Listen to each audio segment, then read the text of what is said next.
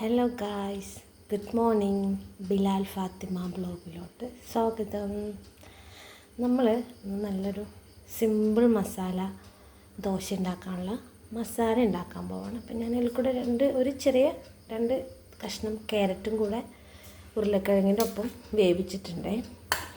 അപ്പോൾ ഉരുളക്കിഴങ്ങിനോടൊപ്പം ആ ക്യാരറ്റും കുട്ടികളുടെ അകത്തോട്ട് പോകുമല്ലോ.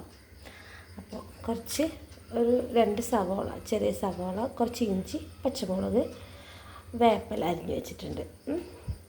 അപ്പോൾ നമുക്ക് ചട്ടി ചൂടായിട്ടുണ്ട്, നമുക്ക് ഓയിൽ ഒഴിച്ച് കൊടുക്കാം കേട്ടോ.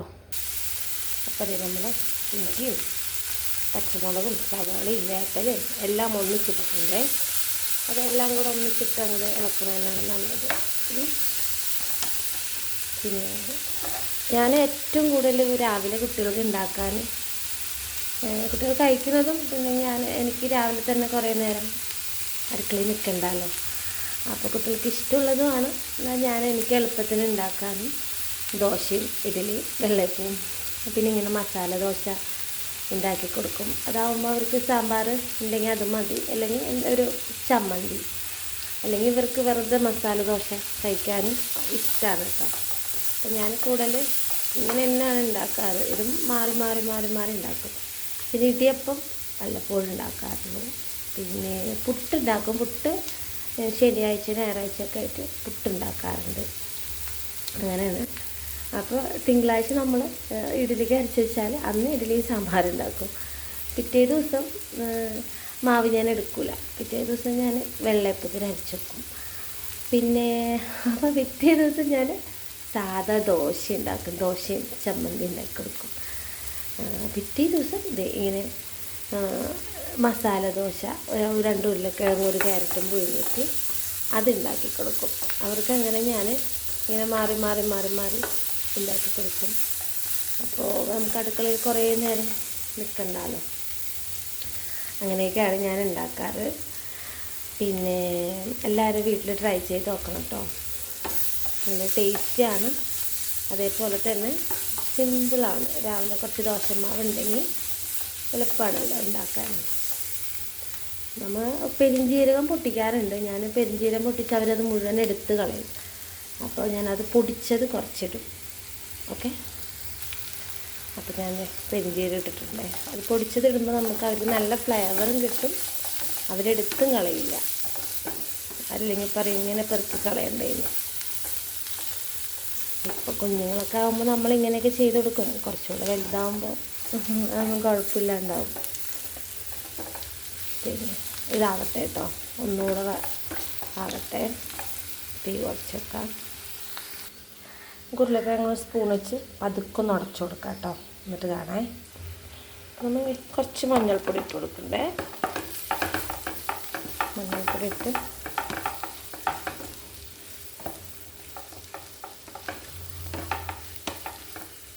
അതിൻ്റെ ഇടയിൽ ഇവിടെ ഞാൻ ഉരുളക്കിഴങ്ങും ക്യാരറ്റും ഉടച്ച് വെച്ചിട്ടുണ്ട് കേട്ടോ. അപ്പോൾ നമ്മളിതിലോട്ട് ഉരുളക്കിഴങ്ങ് ഇട്ട് കൊടുത്തിട്ടുണ്ട് കേട്ടോ. ഉരുളക്കിഴങ്ങ് ക്യാരറ്റും നല്ലോണം മിക്സ് ചെയ്യുക. ഓക്കെ, അപ്പോൾ നമ്മുടെ മസാല ദോശയുടെ മസാല റെഡി ആയിട്ടുണ്ട്. കുറച്ച് മല്ലിയില ഇട്ട് കൊടുത്തിട്ടുണ്ട്. മല്ലിയില ഇട്ട് കൊടുത്തിട്ട് ഓക്കെ ആയിട്ടുണ്ട് കേട്ടോ. നമുക്കത് ദോശയുടെ മുകളിൽ വെച്ചിട്ട് ഒരു ദോശ ഉണ്ടാക്കി കാണാം അല്ലേ. ഓക്കെ, നമുക്കൊരു ദോശ വയ്ക്കാം കേട്ടോ.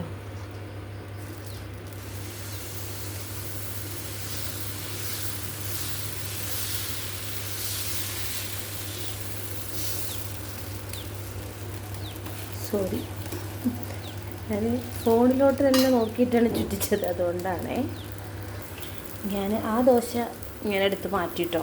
അത് കാണാൻ ഭംഗിയില്ല. അപ്പം ഞാനതെടുത്ത് മാറ്റി. അപ്പം നമ്മൾ കുറച്ച് മസാല എടുത്തിട്ട് ദോശയിലോട്ട് ഇങ്ങനെ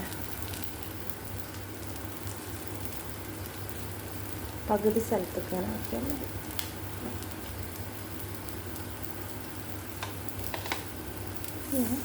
ദോശന് അരച്ചില്ല. ഓക്കെ, 2 സൈഡും ഒന്ന് ഇതൊക്കെ അരച്ചിട്ടിട്ട് ആക്കാം. അപ്പോൾ ഇത്രയേ ഉള്ളൂ നമ്മുടെ മസാല ദോശ. എല്ലാവരും വിചാരിക്കും ഇതിപ്പോൾ ഇത്ര അറിയാനുണ്ടോ, ഇതിപ്പോൾ എന്താ വീഡിയോ എന്ന്. ഓരോരുത്തരുണ്ടാക്കുന്നത് ഓരോ സ്റ്റൈലാണല്ലോ, അതുകൊണ്ട് ഞാൻ കാണിച്ചെന്നുള്ളൂ. അപ്പോൾ എല്ലാവർക്കും അറിയണമെന്നില്ല അല്ലേ, പഠിച്ചു വരുന്നവർക്ക് അറിയില്ലല്ലോ. അപ്പോൾ ഞാൻ അതുകൊണ്ടാണ് ഉണ്ടാക്കിയത്. അപ്പോൾ എല്ലാവരും ട്രൈ ചെയ്ത് നോക്കണം. ഓക്കെ, നമുക്ക് പ്ലേറ്റിലോട്ട് എടുത്ത് മാറ്റാം കേട്ടോ.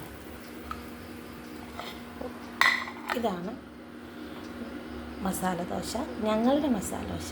നിങ്ങളും ഇതുപോലെയാണ് ഉണ്ടാക്കുക, ഒന്ന് ട്രൈ ചെയ്ത് നോക്കണം. ഇതുപോലെ ഒന്ന് ട്രൈ ചെയ്ത് നോക്കണം. Okay, bye. Okay, bye. അപ്പോൾ എല്ലാവരും വീഡിയോ ലൈക്ക് ചെയ്യണം, ഫോളോ ചെയ്യണം, എല്ലാവർക്കും ഷെയറൊക്കെ ചെയ്ത് കൊടുക്കണം. Okay, by.